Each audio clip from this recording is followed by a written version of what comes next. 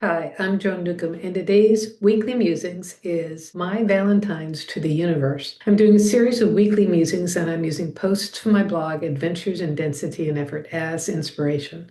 Now, I wrote them a while ago, but I am finding the information is still evergreen and really pertinent for today. I will summarize at the end the topic based on everything that's going on now, and also have some special offers, so stay tuned till the very end to see what they are. My Valentine's to the Universe. And I don't read these before I record them. Nothing like writing an article on Valentine's Day on Friday the 13th, 11 years ago. When I was trying to come up with a catchy title for this article, I thought about doing an anagram on the word love. Evil sounds more like evil than evolve. It just goes to show you that this is a planet of dichotomies. The physical realm is the opposite of who we really are as consciousness. Or is it? I've written a fair amount about love and did a great conscious conversation radio show on the topic. I've experienced falling in love, being in love, loving pets, people, places, and things, and love directly with Source. I think the first time I fully felt the impact of unconditional love with another human being was when I looked into the eyes of my newborn son. It was a being to being opening to something greater in the universe. Just thinking about that moment shifts me into infinite connection. What I notice when dropping down into that heart connection is that the world becomes brighter and more clearly in focus. I truly sense the essential life connection in every surrounding atom and molecule. As I write about this now,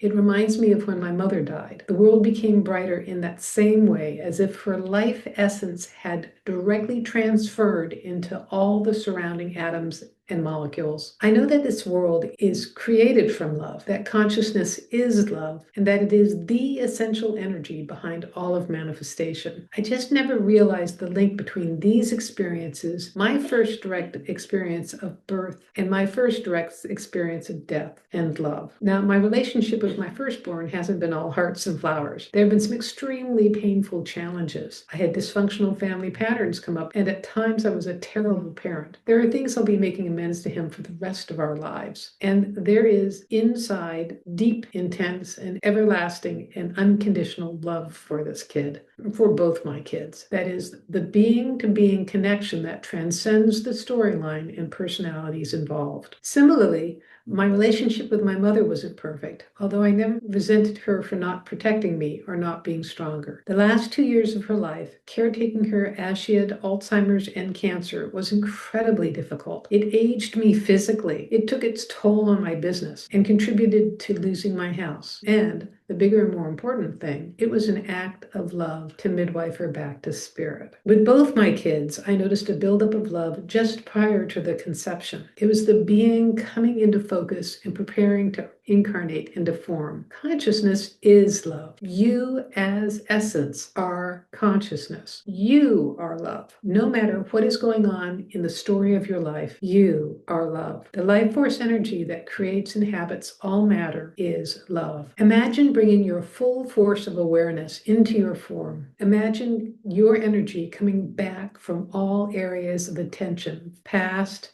future, all dimensions, and then from within your space, imagine that you are radiating love outwards. Spend Valentine's Day emanating love. Any areas you feel are lacking, imbue them with love. And try this for the next 7 days and see how your life unfolds. And if you do this, leave me a comment below and let me know.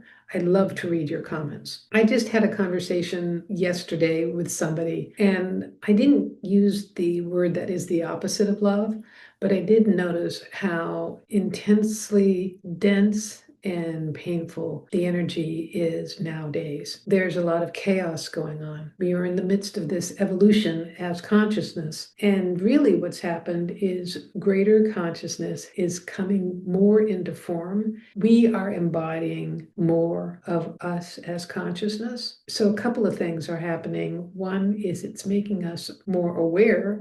It's making us feel more internally empowered and also making us feel more connected connected on the conscious collective level. And not only are we feeling more empowered, we're also feeling less tolerant of things outside that are invalidating each individual. And what I have seen now a long time is that those people who have a vested interest in the old paradigm of power, that is dominance over, they are losing control because that power was never powerful to start with, but it is also diminishing as this greater power, this collective power grows in the world. And so they're running around, the crazy people that they are, trying to replicate energy from the past so that they can stay powerful. What's all this got to do with love? Well, their actions are the opposite of love. I'm speaking from the perspective of being in the United States in February of 2026 and all the crazy ass things that are going on that are causing harm to people. And cruelty is the point. It is the opposite of love. Years ago, I was involved with somebody who was an alcoholic and addict. And what I sensed was, even though I loved the being, I hated the addiction. And after they got clean, I would find myself flaring up in this flare up of anger and feeling this wave of hatred and realizing I was reacting to the addiction, the energy of addiction. And it wasn't that person anymore, it was in other situations. So it was showing me that I was reacting to